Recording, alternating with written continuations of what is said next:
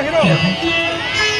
मैं पिताश्री की राह बदलने उसको बोल समय बीच साइड आएगा, बोल उसको अकेले कैमरा मैन है। मैंने तुम्हें कभी भी कहा मजा नहीं आएगा। बिना निमंत्रण किसी सम्मानीय व्यक्ति को कहीं जाना अनुचित है।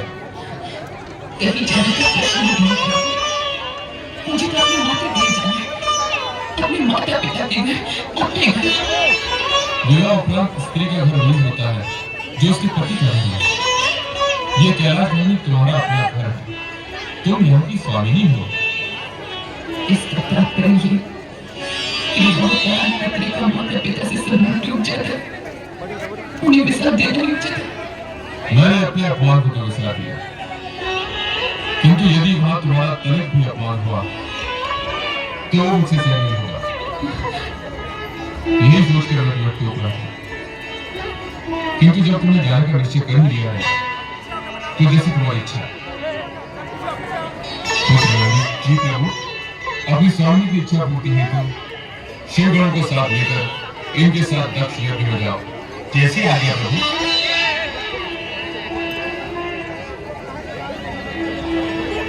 अरे ऐसे मत करो सर, सर देखिए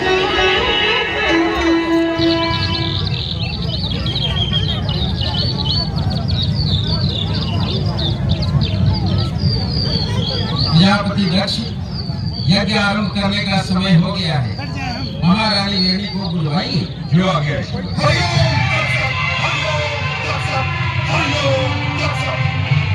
बिना भगवान शिव की उपस्थिति के ये यज्ञ नहीं हो सकता। ऋषिवर, मेरे इस यज्ञ के इष्ट देव श्री हरि विष्णु जी हैं, किंतु वो मंगल में भगवान शिव कहाँ है, जिनकी कृपा से समस्त मंगल कार्य संपन्न होते हैं, जिनके नेत्रों से देखे जाने पर मरुभूमि लहलहाती पूर्ण भूमि बन जाती है। हे दक्ष, ऐसे तेजस्वी मंगल में भगवान शिव को शीघ्र ही आप बुलाकर इस यज्ञ की सफलता के प्रति पूर्ण रूप से निश्चिंत हो जाओ। देवेश्वरों, यदि वो परम शिव देवी जगदम्बा सहित यहाँ आ गए तो ही ये यज्ञ पूर्ण हुआ समझो, अन्यथा नहीं। ये मेरा सत्य वचन है, अपना सत्य वचन के पास रखो।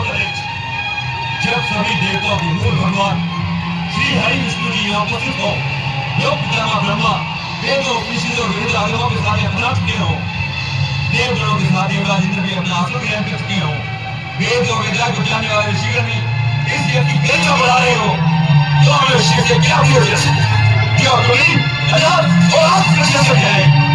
वो इस यज्ञ को बुलाने के योग्य नहीं है। तुम जो चाहे तो देते रहो दक्ष, परंतु मैं तो मात्र एक ही बात कहूंगा कि बिना भगवान शिव की उपस्थिति के तुम्हारा ये यज्ञ अयोग्य हो गया। तुम्हारा विनाश निश्चित है दक्ष, निश्चित है तुम्हारा सर्वनाश, निश्चित है तुम्हारा सर्वनाश। ओम पराय परमात्मने स्वाहा।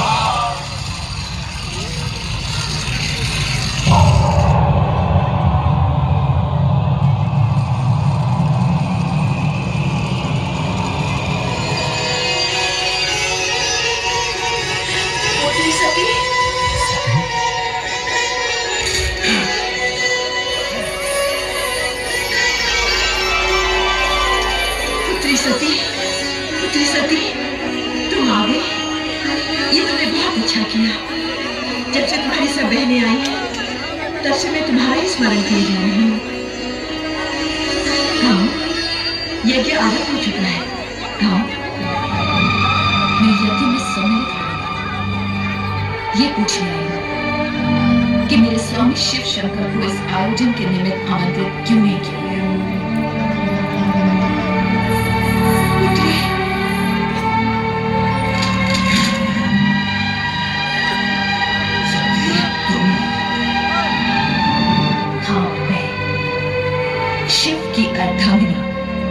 सती हूँ प्रजापति दक्ष। मैं वही सती हूँ जिसने शिव को पति रूप में पाने के लिए आपकी इच्छा के विरुद्ध शिव की आराधना की थी और उनके चरणों में स्थान पाया था। ये सब हम जानते हैं। क्या तुम हमारे यज्ञ में विघ्न डालने के लिए यहाँ आई हो? यज्ञ देवताओं में श्रेष्ठ भगवान शिव शंकर को आमंत्रित न करके आपने पहले ही विघ्न डाल दिया पिताश्री। तो फिर आप ये झूठा दोषारोपण मुझ पर क्यों कर रहे हैं? हमने जानबूझकर तुम्हें और तुम्हारे उस भूतनाथ पति को निमंत्रित नहीं किया था ताकि तुम अपनी अनुचित चेष्टाओं से इस यज्ञ के पवित्र वातावरण को अपवित्र न कर सको। हम पूछते हैं कि जब हमने तुम्हें बुलाया ही नहीं था तो तुम अपना अपमान कराने यहाँ क्यों चले आई हो? मैं आपसे उस अपमान के बारे में पूछने आई हूँ जो आपने मेरे स्वामी को नहीं बुलाकर किया है। आपका ये साहस कैसे हुआ कि देवों के देव महादेव को उनके यज्ञ भाव से वंचित रखे? और आपने ये कैसे सोच लिया कि यज्ञ को शिव से वंचित रखने का भारी अपराध करने पर भी आपसे कोई पूछने तक नहीं आएगा? मैं आपसे पूछती हूँ पिताश्री, जब आपने अपनी सभी अन्य पुत्रियों और जामाता को सहर्ष इस यज्ञ में सम्मिलित किया है तो फिर मुझे क्यों नहीं? मेरे पति महादेव को क्यों नहीं? इसलिए कि तुम्हारा पति महादेव कहलाने के योग्य ही नहीं है। वो कुलीन अमंगलकारी, वेदों से भ्रष्ट और क्लेशधारी है।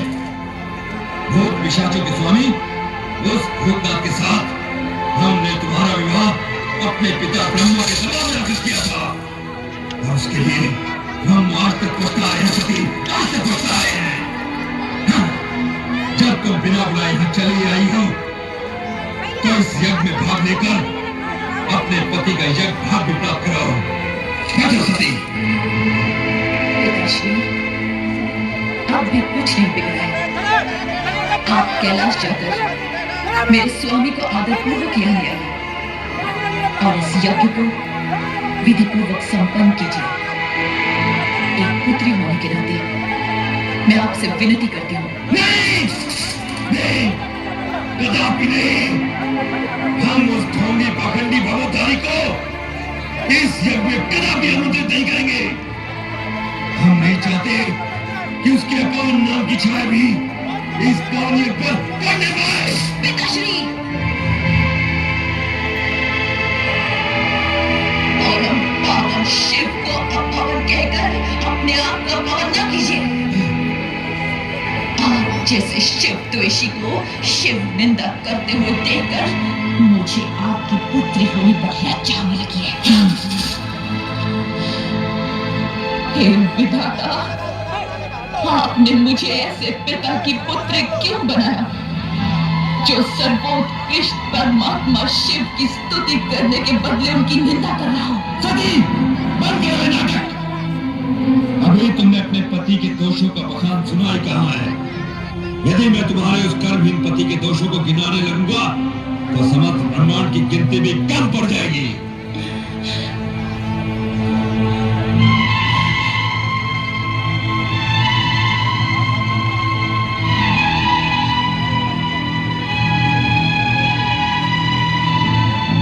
सृष्टि के पालक श्री हरि विष्णु, सृष्टि के रचनाकार परम पिता ब्रह्मा, क्या आप शिव निंदा सुनने के लिए इस यज्ञ में सम्मिलित हुए? जिन सदा शिव की कृपा दृष्टि पाने के लिए आप उनकी स्तुति करते करते नहीं थकते, उन्हीं शिव की निंदा सुनते हुए आप मूर्ति के समान निश्चेष बैठे। क्या आपके प्राण सद्बुद्ध खो बैठे?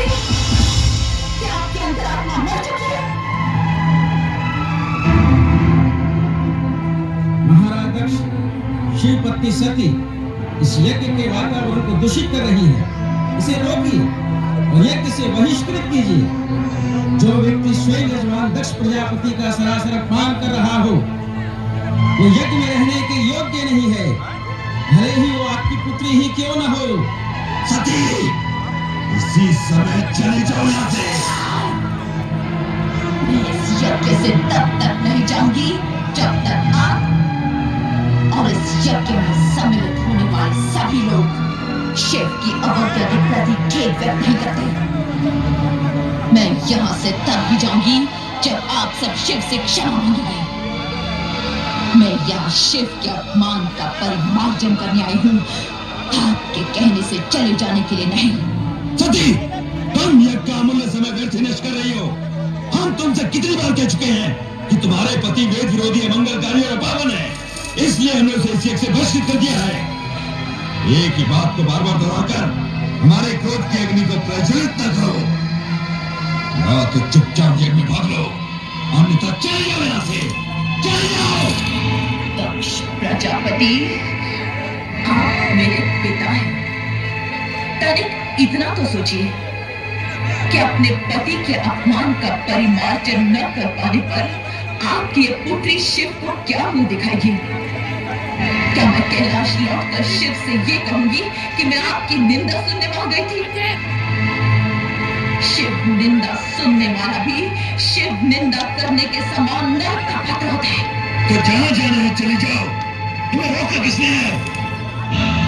किंतु एक बात अच्छी तरह समझ लो सती, जिस शिव ने हमारा सरासर अपमान किया है, उसी शिव से अपने अपमान का प्रतिशोध लेने के लिए हमने इस बहाने का आयोजन किया है। और सुनना है तो सुनो, अब शिव मेरे लिए सदा सदा के लिए बहिष्कृत है। वो भूतनाथ, शमशान में पड़े रहने वाला घोरी, नंग धरंग और दूत,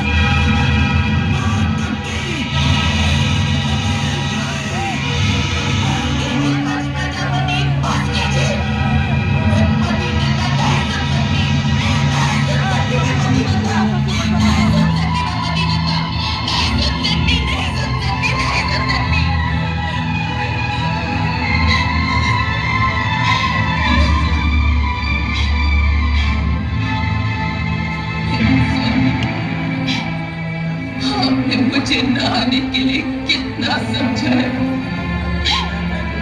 किंतु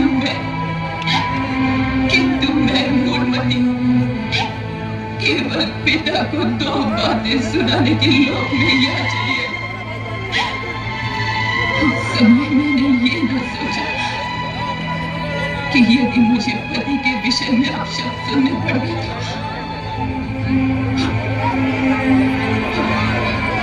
तो मैं अपने स्वामी को अपना मुंह भी नहीं दिखा सकती।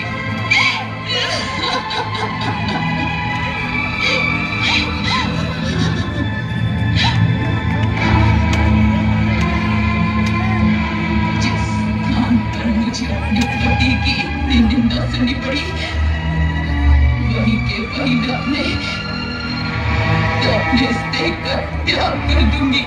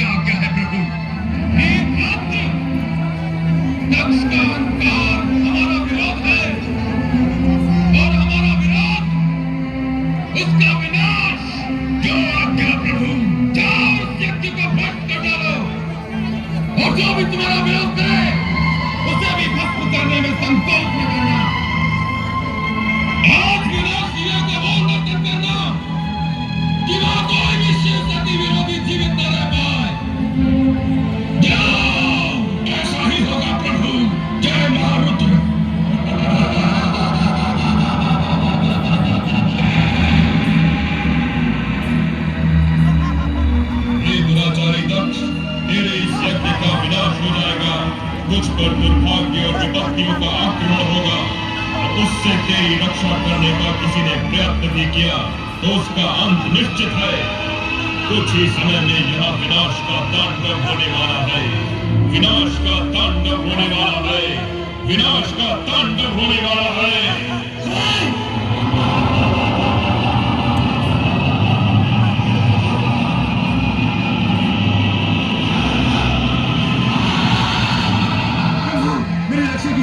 मेरी रक्षा कीजिए प्रभु। दक्ष, शिव की निंदा और उपेक्षा करके तुमने वो दंडनीय अपराध किया है जिससे तुम्हें कोई नहीं बचा सकता। स्वयं मैं भी नहीं। तुम्हारा उद्धार हो सकता है तो चराचर पति शिव के हाथ में।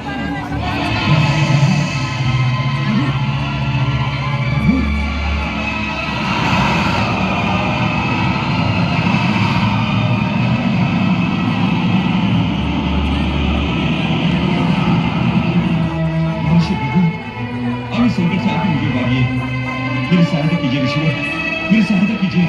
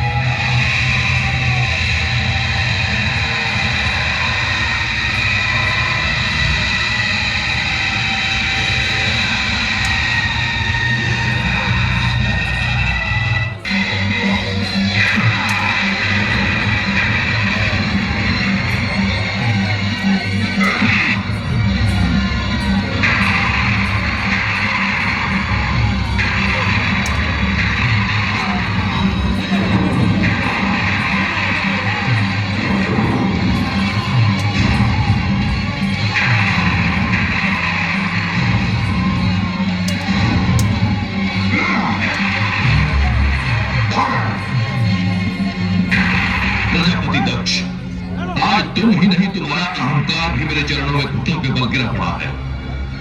नियमानुसार तुम्हारा वध करना उचित नहीं है, परंतु तुम इतने नीच हो कि तुम्हारा वध करना पाप नहीं पुण्य है।